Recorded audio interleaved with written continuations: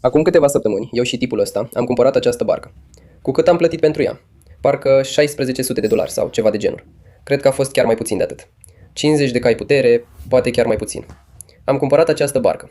Practic, o navă imposibil de scufundat. O vom pune la încercare. E cam dărăpânată. Crește mormoloci. Uită-te la ea. Poți vedea broaștele care sunt pe cale să-și piardă cozile și să le crească picioarele foarte curând. Chestia asta a stat aici aproape 2 luni, devenind o mare pacoste pentru noua noastră casă. Și sunt sigur că vecinii noștri nu o iubesc deloc. În videoclipul de astăzi o să readucem chestia asta la viață. Poți vedea că e toată mată, e decolorată, balamalele de protecție sunt toate uscate și putrezite, scaunul e rupt, nu există scaun în față. O să readucem chestia asta la viață și o să o facem să arate cât de bine putem. Și o să o punem chiar acolo în apă ca să putem începe să folosim barca. Inițial plănuiam să o cumpărăm, să o reparăm și să o vindem. Dar avem un schijet, avem nevoie de o barcă mică să ne ducă înainte și înapoi până în centru și să ne plimbăm prin canale și să ne vizităm vecinii. Ce viață minunată! Chestia aia o să fie cea care ne va ajuta. Hai să vedem toți mormolocii cum ies pe spate. Parcă mă simt puțin rău pentru asta. Toată apa aia acum curge în spate. Și toți acei mormoloci, din păcate, o să se scurgă pe partea din spate și o să ajungă în raiul broscuțelor.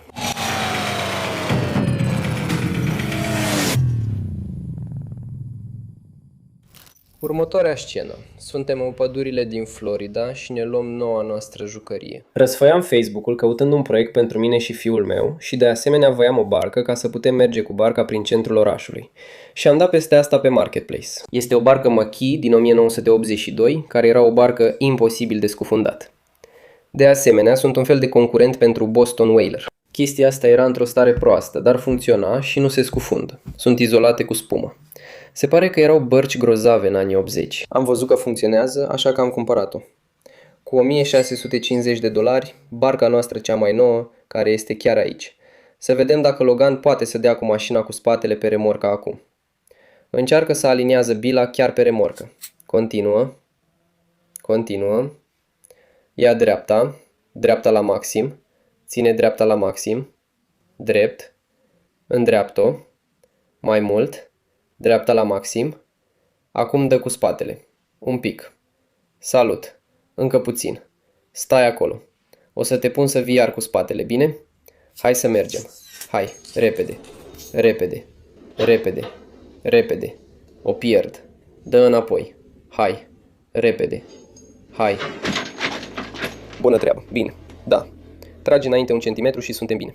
Deci aceasta este următoarea noastră achiziție din seria noastră de flipuri. Este un model din 1984, nu știu, Whaler sau ceva de genul, cu un Yamaha de 50 de cai putere, 2 timpi, merge grozav.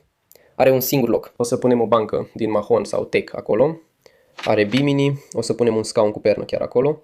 Deci aici vor încăpea 2 persoane. 2 sau 3 persoane. Da, am putea pune un scaun sau cred că trebuia să fie unul acolo. Deci vom pune o pernă aici pentru 2 persoane, una acolo și 2 acolo. Avem un Yamaha de 50 de cai putere. Asta ne va duce sus și jos pe râu și apoi până în centrul orașului de la noua noastră casă. Bine, mergi înainte.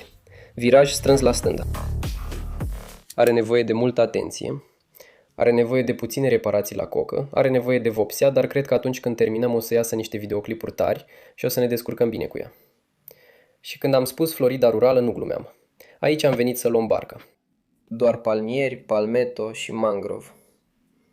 E tare să vezi cum arăta Florida înainte ca oameni ca mine să vină aici și să preia controlul. Am văzut barca asta odată pe o remorcă și practic ea e inspirația. Asta vrem să obținem.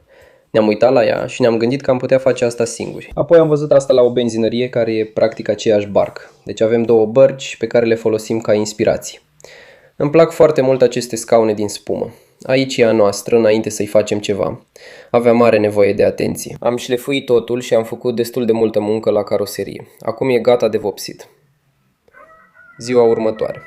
Așa arată înainte, țineți minte asta. Suntem oficial gata de vopsit, este pregătită, este șlefuită, este spălată, este uscată, toată munca la caroserie e gata. Și acesta este aspectul de dinainte. Așa că fiți atenți la cum arată totul acum. Tot interiorul, încă mai e apă aici, serios. Tot interiorul, așa arată aici și așa arată părțile laterale. Și acesta este aspectul de dinainte. Mă bucur că am mutat barca. Altfel, toată apa asta ar fi ajuns aici jos când era ud. Dacă ați urmărit, știți că eu și Logan am cumpărat acest Jeep pentru prima lui mașină la o licitație. Așa că o să-l surprind și o să-i ofer primul plin de benzină. Dar asta fiind spus, nu o să-i dau doar primul plin de benzină. De fapt, o să caut unde pot economisi niște bani la benzină. Și de aceea îmi place sponsorul de azi, Upside. Upside este o aplicație gratuită care îi ajută pe oamenii obișnuiți să câștige bani reali înapoi la achizițiile pe care oricum le fac, cum ar fi benzină, cumpărături și chiar atunci când ies să mănânce. O să intru în aplicația mea Upside și aceasta știe unde mă aflu, pe baza telefonului. Pot să văd cine are combustibilul cel mai ieftin. Acum pot să găsesc și toate celelalte lucruri mai aproape de mine pentru că nu este vorba doar de combustibil. Achizițiile din magazinul PDQ îți aduc 34% bani înapoi. Papa John's oferă 33% bani înapoi.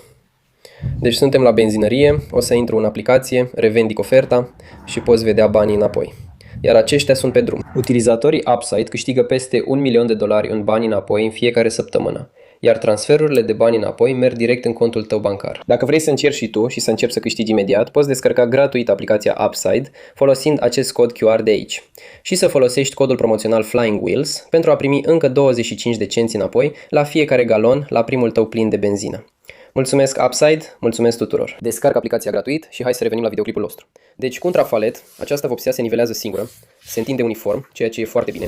Este o vopsea epoxidică, dar nu vrei urme de trafalet, iar toată mizeria asta de pe pensulă o să se desprindă. Toate aceste resturi de la trafalet vor ajunge în vopsea și vor lăsa o textură sau un strat la primele câteva aplicări și nu vreau asta.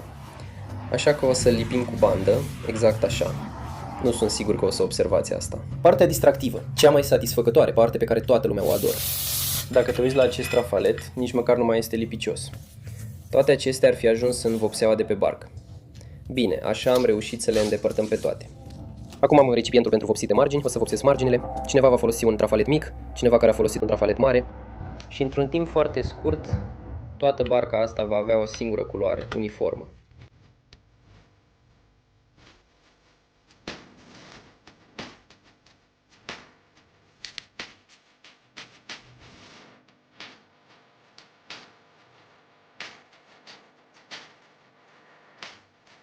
Deci, aici este realitatea. Asta chiar îți arată înainte și după.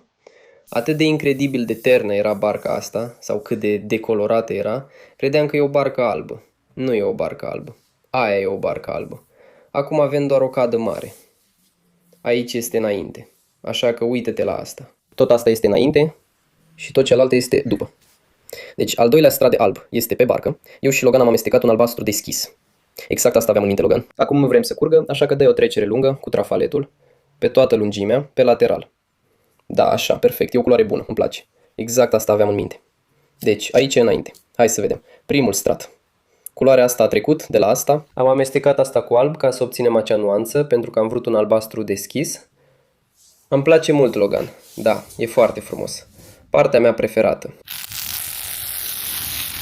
Wow. Și am vopsit și timona, ca să se potrivească. Era mult alb acolo, arăta ca o cadă de baie. Acum măcar avem niște accente albastre, doar puțin. Sunt foarte mulțumit de asta. A doua zi pe barcă, deci asta e culoarea pe care am ales-o. De fapt am luat un albastru foarte, foarte închis, dar eu și Logan am vrut să fie albastru deschis. Așa că am luat mult alb și am adăugat albastru închis până am obținut culoarea pe care o voiam. Acesta este primul strat și a fost șlefuit. L-am vopsit aseară. Nacio l-a șlefuit azi. Uite scaunul. Nacio a montat scaunul. Wow, îmi place la nebunie. Și apoi astăzi o să dăm al doilea strat aici. Și am luat și niște material pentru podea pe care îl vom pune. Cred că o să arate foarte, foarte bine. Așa arată înainte de al doilea strat, de albastru. Arată grozav. Da, tocmai am pus acel cauciuc jos. E antiderapant. O să protejeze podeaua de toate daunele de la ancoră și de orice altceva. Răcitoarele care sunt râte peste tot. Se pare că asta e tot ce primești pentru $80. Asta a costat $80. Da.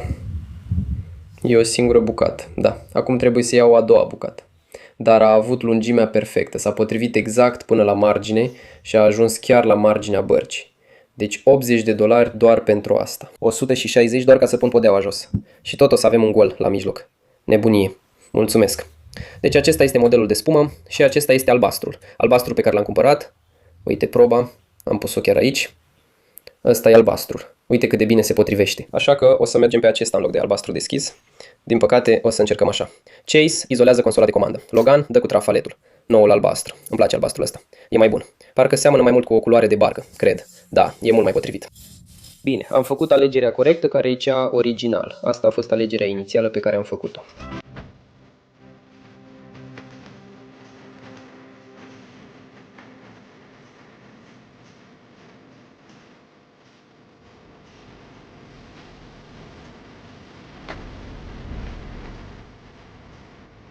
Așa că tocmai a sosit asta. Am cedat și în loc să pun vechea banchetă din vinil maro, am luat asta. Asta e un scaun frigorific. Deci, vinil alb, nou-nouț, cu spătar reversibil. O să-ți arăt cum arată după ce îl montez, dar e nou-nouț.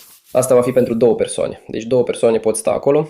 Sper să se potrivească pe podea. Este un scaun frigorific și este reversibil. Deci poți sta cu fața în ambele direcții. Și am mai luat niște covorașe, pentru că pentru $60 am primit doar o singură bandă, care ajunge doar pentru o parte a bărcii. Dimineața următoare.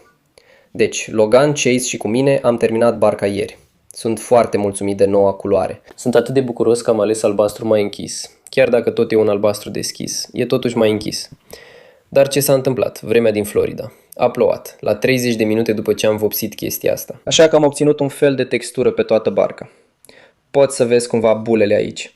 Dar chiar dacă e pe bază de ulei, a lăsat o textură peste tot. Și poți vedea după șlefuire cam totul s-a încrețit și a lăsat bule peste tot. Sunt atât de supărat că asta i s-a întâmplat, pentru că atunci când am terminat cealaltă seară, era perfectă. Și acum sunt bule peste tot pe barcă. Așa că am șlefuit-o din nou până a devenit netedă. O să-i mai dăm un strat. Dar sunt cam dezamăgit, că ceea ce era o suprafață netedă, acum nu mai este și trebuie să fie revopsită. Și din păcate am rămas fără vopsea. Așa că va trebui să mai cheltui încă $60 pe vopsea marină. Iar acesta este scaunul de care vrem să scăpăm. Sper. Sper că scaunul cu ladă frigorifică se potrivește aici. Și așa arată covorașul. $60 pentru acea bandă. Și va trebui să o luăm. Iar eu am luat a doua bandă ca să o montez pe partea aceea. Și acum e ca și cum ar trebui să-mi amintesc unde merg piesele unui puzzle. Deci scara va fi pusă la loc. Se pare că nu avem un far de prova, așa că va trebui să iau niște lumini de prova. Arcurile sunt sub acel panou de acolo, la compartimentul de depozitare. Și apoi, bara de protecție, șina de protecție, este veche și uscată, crăpată, este cea care se introduce aici. Deci s-ar putea să fie nevoie să iau o șină de protecție nouă. Clemele sunt montate, Nacio a curățat rezervorul de benzină și de asemenea acel panou vine chiar aici. Așa că s-ar putea să iau mai multă bandă de protecție pentru acel panou de acolo, ca să nu cadă cineva și să-și rupă gleznele pe el. Și apoi nu știu ce să facem cu prelata Bimini. E destul de urâtă, dar totul se montează la loc. Și apoi trebuie să mai dăm încă un strat de albastru. Și cred că data trecută, adică chestia asta a mers, deci s-ar putea să meargă din nou. Țin pumni, sper. Benzina e foarte veche, așa că o să luăm combustibil nou și o să punem scaunul acela nou.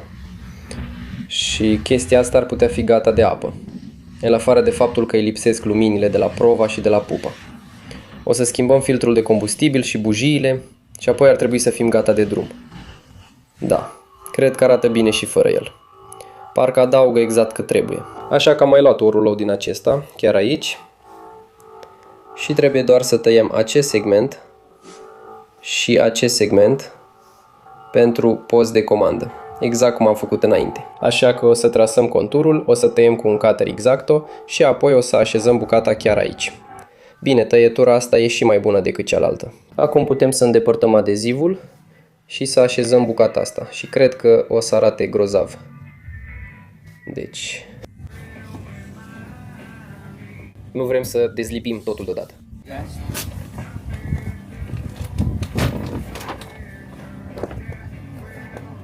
Bine, deci în timp ce tragi de asta, o să o așez și mă asigur că suntem pe margine. Aici devine dificil. Verifică marginea aici, pentru că începe să cadă, începe să se ducă în partea asta. Așa că vreau să o trag puțin în direcția asta. O să începem de aici, pentru că vrei să înceapă să meargă în direcția asta. Poți să tragi puțin acum. Bine, acum calcă peste tot. Da, arată bine. Acum e timpul să îndepărtăm asta. Dă-mi aia. Bine, mulțumesc. Pune prelata bărcii în față și am luat asta de pe Amazon. Este un scaun reversibil care e și ladă frigorifică și a fost incredibil de scump. Aproape jumătate din prețul bărcii a intrat în lada asta. Dar o să completeze foarte bine barca asta. Cel puțin nu e foarte grea. Asta voiam să spun. Prinde partea aia, eu țin partea asta. Bine, pune-o jos. O să o mutăm mult mai în spate. Ești bine? Salut! Nu cred. Nu? Da, nu arăți ciudat deloc. Nu, chiar nu arăți ciudat. Arată bine. Acum, consola e prea mică pentru scaun. Toată zona capitanului. De ce e atât de mult mai mare? Nu doar că e mare. Deci, am pus covorașul de punte. Cum îi zici la asta? Covoraș de punte. Selavi. Cemat. Bine, oricum s-ar numi. Deci, avem o problemă aici. Logan crede că asta ar trebui să fie centrată și sunt de acord cu el. Ar trebui să fie centrată. Totuși, dacă o decalăm, atunci pot încăpea cumva două persoane. Altfel, dacă e centrată, capitanul o să fie în mijloc, iar pasagerul o să stea cu o jumătate pe scaun și cealaltă în afară. Eu cred că ar trebui să fie decalată. Logan crede că ar trebui să fie centrată. Voi ce părere aveți? Chiar nu știu. Adică, uite, nu e cine știe ce mare lucru. Ei bine, dăm găuri în barcă. Taie chestia aia de pe volan. Simt că cutter-ul o să se rupă înaintea sforii. Bine, uite-te repede la astea. Ăsta e capacul schimbătorului și e decolorat complet. Și scria Yamaha pe el. Ăsta e un abțibil Yamaha pe care l-am acoperit cu bandă și l-am tăiat. Iar acesta e capacul volanului. Așa că mâine o să le vopsesc pe amândouă cu negru lucios. O să arate ca noi. Bum! Uitați-vă la astea, băieți. Încă un strat. O să dăm jos banda și o să arate ca nou. Bine, oamenii ăștia muncesc din greu. Am spus clar să nu le sufli pe toate. Al treilea strat de rășină epoxidică marină. Am dat găurile în prealabil pentru suportul de răcitor. Și avem Yama Lube, avem combustibil super premium, avem bujii noi, avem balamale noi și spray pentru curățat carburatorul. E gata treaba. Am găsit și niște placă de PVC. Bun, una dintre părțile mele preferate, Logan. Dezlipește banda aceea. Hai să vedem cum a ieșit. Ce bandă? Chiar aici. Hai, dezlipește de aici. Ai grijă să nu o strici. Wow, trebuie să o dai jos și pe cealaltă. E autocolantul original. Din 1984. 1982, poftim. E superb.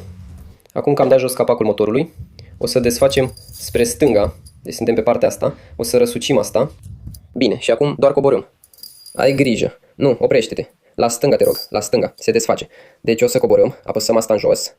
Ai grijă la degete, bine? Trage în jos. Ține aici. Ca să nu strici filetul bujiei. Nu ține apăsat pe buton. Doar ține cheia tubulară și apoi trage în jos. Ai grijă la degete când se desface. Da, așa. Acum, scoate asta, apăsăm pe buton și desfiletează cu mâna. În cealaltă direcție. Da, așa. Și când scoți bujia, fob, dai una dintre acele. Aici, Brian. Din cutie. Lasă etichetele până când ajunge în apă. Deci, fob, o să punem această bujie în cutie și pe cealaltă în barcă. Acestea vor fi bujii de rezervă, în caz că se strică una când ești pe apă, bine? Nu avem altele în plus, doar pe acestea. Una de rezervă, iar acestea vor fi rezerve suplimentare. Deci o să luăm asta, scoate asta, înșurubează-o manual închiulasă, în cealaltă direcție, așa, da, înfiletează manual, da, strânge spre dreapta. Întotdeauna trebuie să o pui mai întâi cu mâna, cât de strâns poți. Și acum scoate acea bujie, Brian, doar trage de ea. Continuă. Da, pune-o în cutie. Pune asta la loc apăsând acel buton. Hai, continuă. Și acum rotește cheia așa și strânge acolo. Arunca asta sau nu? Nu, le păstrăm ca rezervă. Da, pune-o deoparte. Salut, Dărin. Și apoi continuă. Ce faci? Continuă până când e strâns. Ieși până la capăt? Așa, bravo. Da, continuă. Vom lua escaleidul negru. Continuă. Ține-l aici. Chiar acolo. Acum strânge-l. Sus. Ridică. E strâns? Da, bine. Lasă-mă să verific încă o dată. E bine, simte-l. Bine, nu vreau să fie mai strâns de atât. Se va rupe. Bine, îl simți? Da, bine, chiar acolo. Acum fă același lucru la celelalte două bujii. Deci vechea bandă de protecție, banda de cauciuc care era chiar aici, era bej și toată crăpată și uzată și nu vreau să las doar plasticul ăsta. Și nu găsim nimic care să se potrivească, așa că am luat asta, se vând la magazinul local de piese. Este o bandă de cauciuc de 1 inch și vine cu un adeziv 3M pe spate. Așa că vom merge pe sub banda de protecție, sub profilul de plastic și vom folosi un șurub din oțel inoxidabil. Nu vrem să folosim un șurub obișnuit pentru că va rugini. Un șurub autofiletant din oțel inoxidabil la fiecare 60 de centimetri. Așa arată până acum. Acum avem o bandă de protecție lucioasă 2 picioare și un șurub. Superb! Bine, dacă te uiți la vârful acesta de aici, e o bormașină foarte bună pentru cameră. Dacă te uiți chiar aici, are un vârf ca de burdiu, își face singur gaura. Așa că scăpăm de aceste balamale vechi și ruginite. Și am luat aceste balamale galvanizate ca să le punem aici, ca să putem deschide ușa asta. Sunt galvanizate, așa că vor rezista mai bine la sare decât cele din oțel simplu. Și au exact aceeași mărime și aceleași dimensiuni. Deci gaura ar trebui să fie, da, perfect. Găurile se aliniază și totul e grozav. Așa că o să mai punem o bandă de material de umplutură ca să se potrivească cu podeaua și să servească și ca un fel de șezut căptușit chiar aici. Și ar trebui să avem destul cât să umplem aceste două benzi și cred că cu ce mai rămâne. Bine. Așa că acum ar trebui să putem dezlipi și lipi. Bine, ar trebui să fie aliniat acum. Deci dacă ridic eu, tu dezlipești, da? Hai. Bine, pune-l jos. Ar trebui să fie drept acum. Perfect. Bine, e bine. Acum o să tai o linie dreaptă, chiar aici. Și apoi o să folosesc chiar aici. Deci linia de tăiere este chiar aici. Deci dacă păstrez această linie chiar acolo. Bine, acum o să fac o linie dreaptă. Trage asta jos.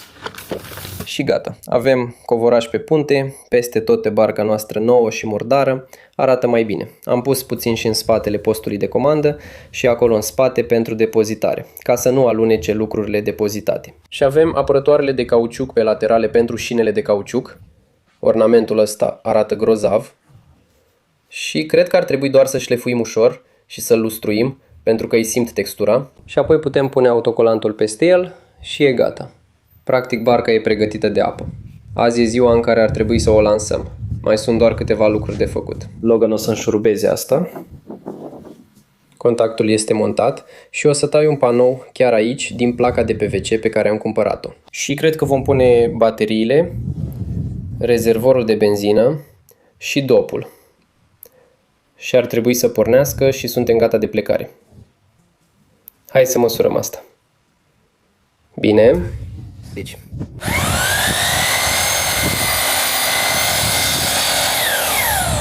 Asta atinge incredibil de mult. Da, așa este. Asta este atât distractiv cât și periculos.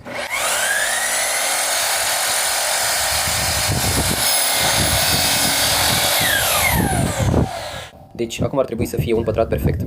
Acesta este panoul nostru pe care îl vom folosi pentru a acoperi toate acele fire. Frumos. Deci acesta este tăiat. Hai să încercăm să vedem dacă se potrivește. Arată perfect. Chiar este perfect acolo. Bine. O să îl prind cu șuruburi autofiletante. O să acopere tot ce e acolo, toate firele expuse și tot restul. O să arate mult mai bine. Și apoi trebuie să tăiem o bucată pentru volan. Ar trebui să putem pune bateria, rezervorul de benzină și am terminat. Hai să începem. Asta e cuvântul cheie. Nu se mișcă deloc. Deci arată mult mai bine. Pornește la aici. Bine. Poate la 0. Vezi această manetă lângă degetul meu? Apasă-o în jos. Bine, 2 tipi. Deci, mâna dreaptă. Ești pregătit? Pregătit? Bine, pornește.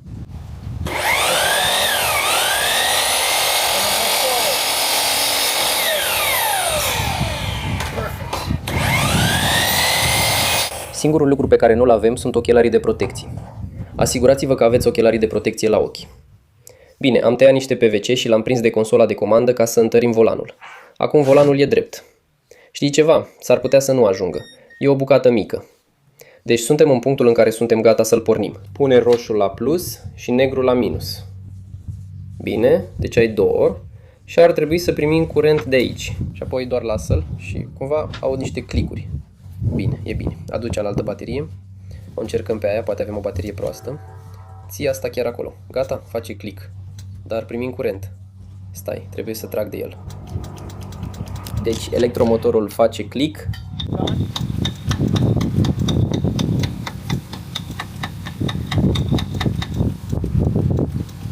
Nu pornește, încearcă din nou. Bine, da, gata, oprește-l. Deci electromotorul era blocat, de fapt actuatorul era blocat, așa că l-am pontat de aici până aici și am mai umblat puțin și la actuator chiar aici. Doar puțin din partea asta l-am ridicat. Și apoi l-am pontat de la plus la minus la electromotor, doar ca să-l deblochez. Am încercat de câteva ori ca să fiu sigur că nu o să ne lase blocați pe apă. Perfect. Și a pornit imediat. Super tare. Combustibil proaspăt, bujii noi. Cred că suntem gata de apă, Logan. Singura problemă e că nu avem o vâslă. Ba da, avem padele. Vrei să iei o padelă de la placa de pedalboard? Deci credem că suntem chiar acolo. Da. Poate mai jos, ce crezi? Acolo. Da, bine. E greu să ne dăm seama de nivel pentru că nu suntem pe un teren drept. Cred că pot măsura din colțurile bărcii. Cred că acolo e perfect. Așa că nu lipi încă semnul, bine? Probabil ar trebui să folosim un pistol de căldură ca să-l încălzim puțin. Totuși, arată bine. Deci, dezlipește-l de jos, drept în jos. Da, așa. Arată bine.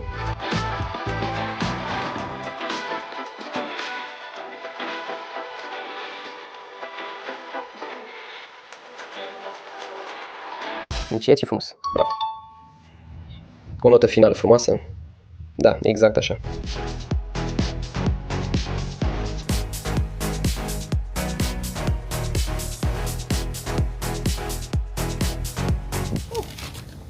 Arată bine, așa va fi. Așa că acum cu un uscător de păr, nici măcar nu aș folosi un pistol de căldură. Uscătorul de păr pur și simplu îl miști înainte și înapoi pe căldură mare și o să topească sau o să modeleze totul în vopsea. Așa că Logan a tras cu chestia asta imediat. Să văd dacă poți să te bag în apă fără să fie totul sub apă. Probabil poți să-l pornești direct de acolo. Hurst nu e uscat. Ești bine, ai dreptate. Ăsta e unul. Din nou.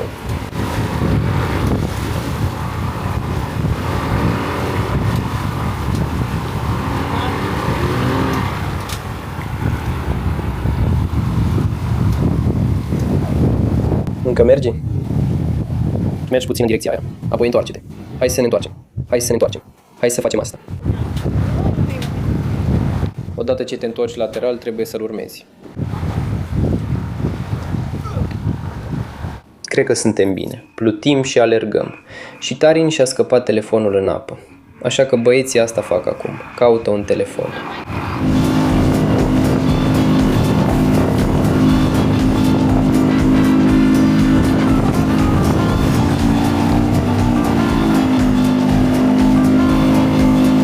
Prima călătorie.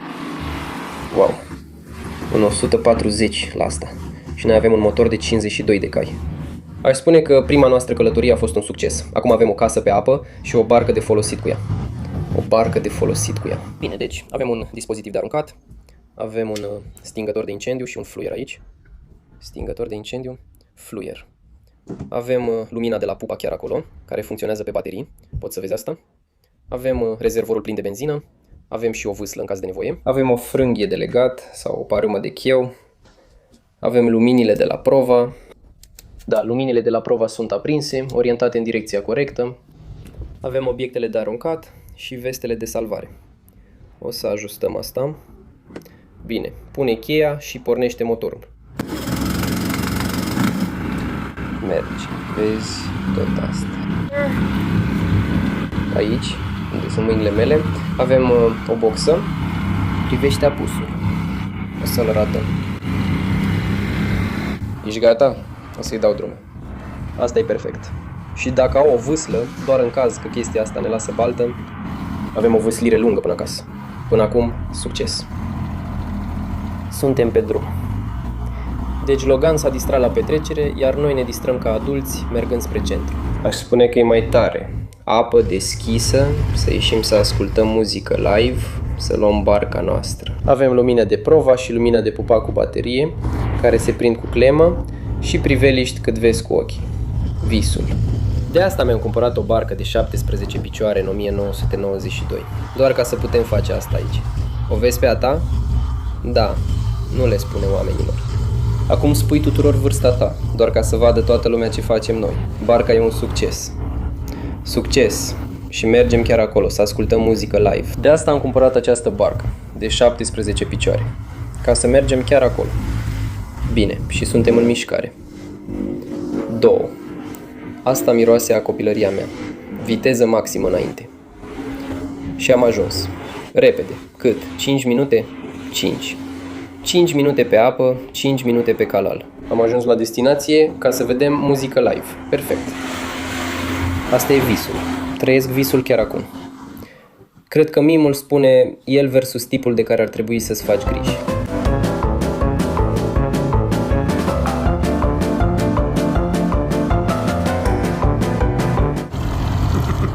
Cine cântă melodia Ghostbusters? Asta e întrebarea mea. Nu contează dacă ești pe o barcă de $1.000.000 sau pe una de $1.700, atâta timp cât plutește și poți asculta muzică live. Roy ceva sau Ray, cred că e Ray ceva. Nu e asta melodia Ghostbusters? Au trecut câteva zile și Logan a folosit barca de câteva ori deja. Și eu mi-am scos soția la o plimbare la apus aseară. Soarele apune chiar acolo în fiecare seară. Am trecut prin toate canalele. Barsa încape de fapt perfect pe docul meu plutitor pentru jet ski. Deși am zis perfect, e cam înclinată, dar de obicei a stat pe docul de jet ski tot timpul. Merge bine. Logo-ul arată grozav. Pornește imediat. Am făcut un grătar pentru ziua fiului meu la începutul săptămânii. A ieșit cu barca împreună cu prietenii lui. A mers foarte bine. S-au distrat de minune. 1. 2. Hai Dumnezeule!